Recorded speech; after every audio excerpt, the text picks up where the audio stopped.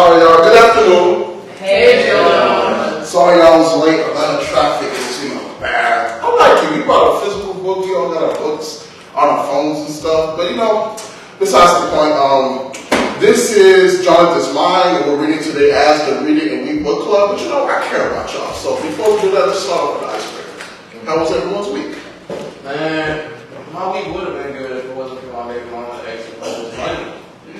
I wish I had money like my little friend Jonathan. You know me and him were friends back in my I killed a man today. Are you serious, Tracy? No, I'm not actually. It's just I didn't want to hear about some guy who knew this millionaire back in high school. Like, honestly, I just came up with whatever. Okay. Why was murder, man, the first thing that came to your mind? Because my week was horrible, and it was all because of one particular man. Here you go. Anyways, so Go on, Tracy. go on. Enlighten us about how niggas ain't shit. Well, they ain't grown-ass men acting like little ass. Alright, speaking of little boys, let's end the bickering and focus on the first side of the book. Tiny feet, big problems.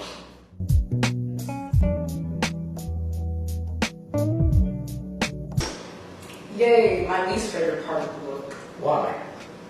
The writer talked about being abused as a child, and his best friend raped his teenage sister, and he was also broke as hell.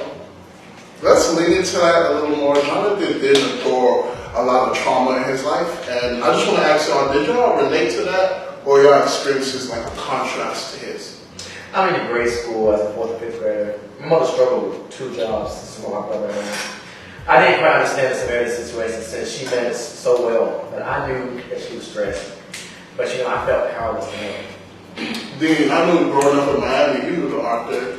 Growing up, was his family life a struggle, a painful experience? Not really. Never talked about what was going on with him. That was the least of our worries, I guess. Miss Marie, Jonathan was always at the house, cooking, cleaning, watching over the little ones while his dad worked outside. And that didn't catch your attention at all? Actually, thinking about it, his dad wasn't around. Like, at all. Oh, do you have any idea? Like I said, he was working. It was a different time. Things wasn't asking, are you okay? How do you feel? Nah, it's about making sure your family had a roof over their head and your kids didn't start. Although I greatly abhor Dean, he's actually right. I'm in agreement, that's right. I mean, a black man's involvement in the household being seen as the priority is really a new thing. Like, think about it. I'm not saying that we weren't asking for it then, but it just wasn't a man's job. Nah, I see what you guys are saying, I really do, but y'all niggas are like normalizing abuse and neglect. Like, what about how he feels?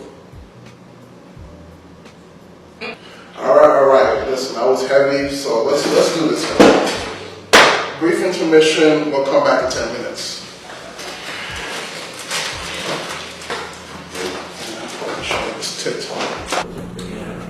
Hey, you okay? Seems like you was built from back there. Yeah, I'm cool. It's a lot. Yeah, we're almost halfway through the discussion. Here we go. Hey, get back in the circle. Everyone is back in the circle.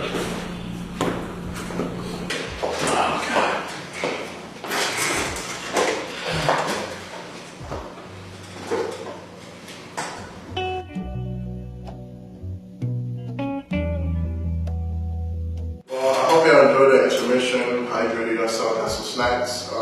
We're still on the adolescence act of the book, but we went a little further into the book, and now it talks about, what did it talk about? It talked about the father. It focused more on the father aspect of it all, because unfortunately the mom got sick, which that's always tough. The mom got sick, and the dad stepped up, but the dad, dad was allowed his mentor to become more of a father he already was, and to see his wife suffer.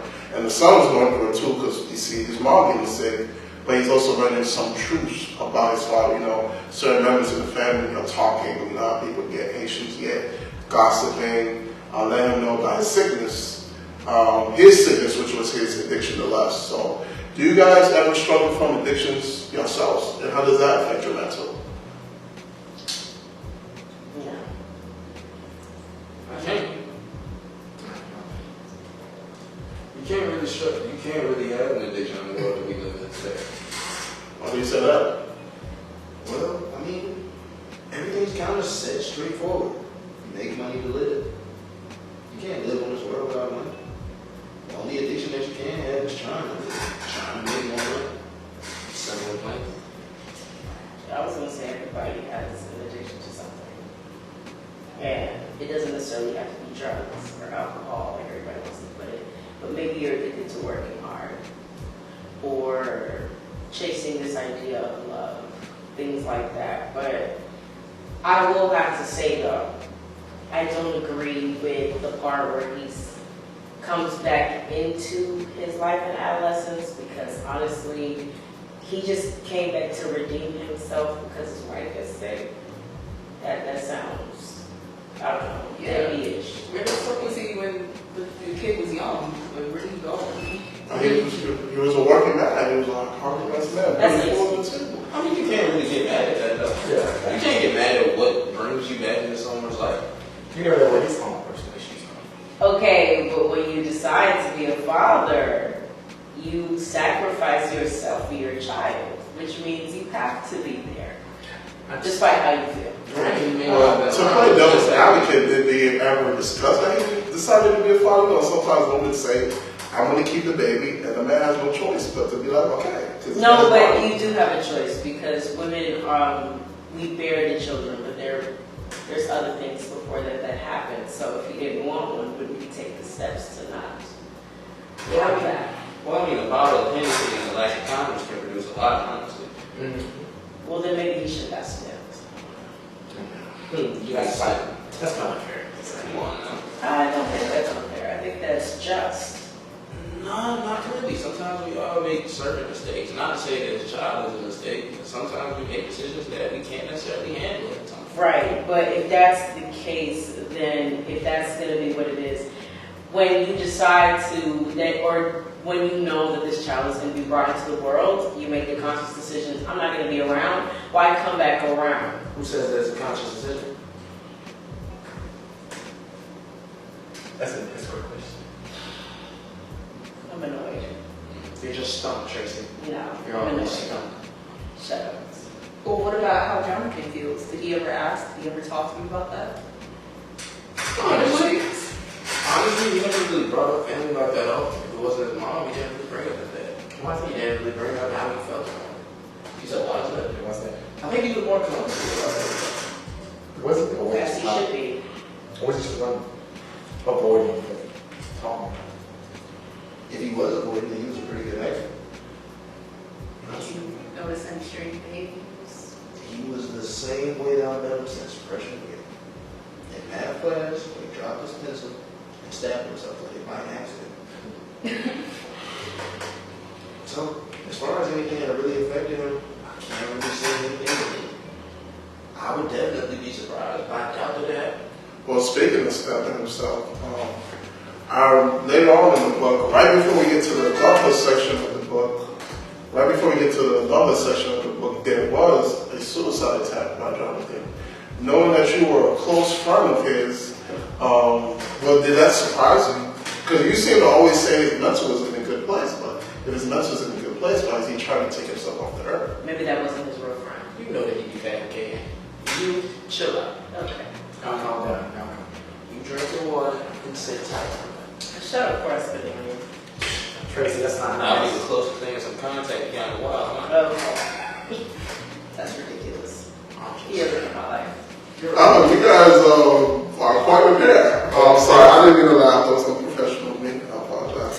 Especially since the topic we're talking about is so heavy with suicide. So let's be honest here, Dean. Were you a good friend of his, or were you just cordial with him? I mean, I was pretty solid.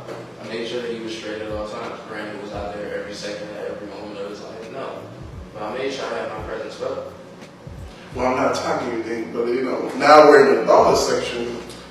And I'm noticing throughout the book he didn't really mention you. So, now that you're in adulthood, did he leave you behind because he felt like y'all weren't close? Do you think that's just in his character? Y'all were close, but he was slimy? Like, what is it? Why are you here instead of on his side? Nah, I didn't want this type of lifestyle. I understood his success. You can love and support somebody from a distance. That's why I chose it. Or maybe you were just never there in the first place. You know when you need to be under somebody in someone's place. Okay. Anyways, Reflections. I understand. I understand what you're saying. Jeff does like my business to support them. Because that means you be all on the side, handing them a cup of water every 5 minutes. I don't understand. You understand that? No, but it's completely fine. So we're just gonna agree to disagree on this one. Yeah, I think that would be best. Yeah. Well, okay. We'll discuss the other section of the book the next meeting, next Tuesday. Same location, same spot. I want to thank y'all. I just want to say on the closing note, the mental health of black men should be acknowledged more, and I'm glad he wrote this book as a voice for the voices. So, another social media Reader of the Week book club. Don't this month. Great week.